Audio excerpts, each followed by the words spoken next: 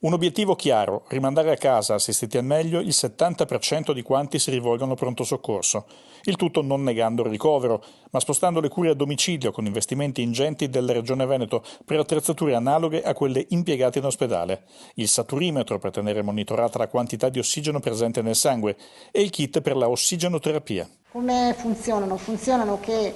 c'è la presa in carico appunto del medico di medicina generale, del medico di famiglia, dell'USCA o della continuità assistenziale, quando chiaramente durante le ore notturne o quando non trovano né l'una né l'altra, quindi subentra la continuità assistenziale, prendono in carico il paziente sintomatico, quindi quello che ha sintomi, fornendo delle attrezzature, il Presidente citava prima appunto il saturimetro, fornendo una scheda riepilogrativa rispetto alla misurazione dei parametri che poi viene quindi aggiornata e quindi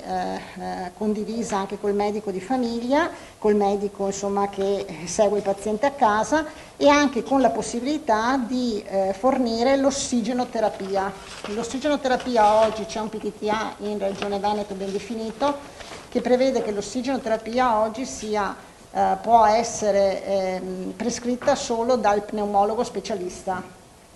Con questo protocollo chiaramente autorizziamo anche i medici di famiglia, le USCA, i medici di continuità assistenziale proprio legate all'emergenza Covid di prescrivere l'ossigenoterapia per un periodo di 60 giorni.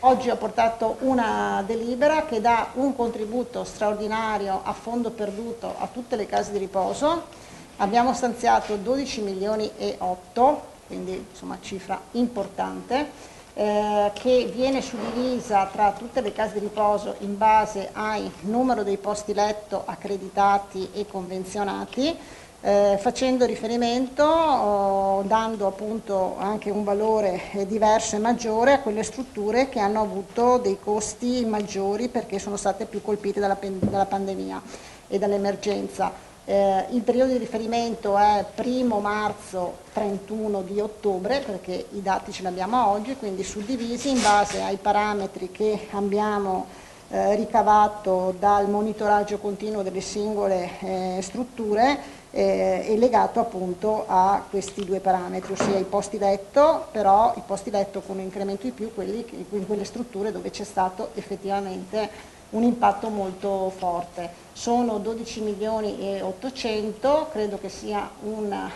impegno importante ma anche un contributo importante che va anche a coprire, sappiamo, i costi che hanno sostenuto per DPI, per personale, insomma, oppure comunque per mancate entrate che hanno avuto in questo periodo.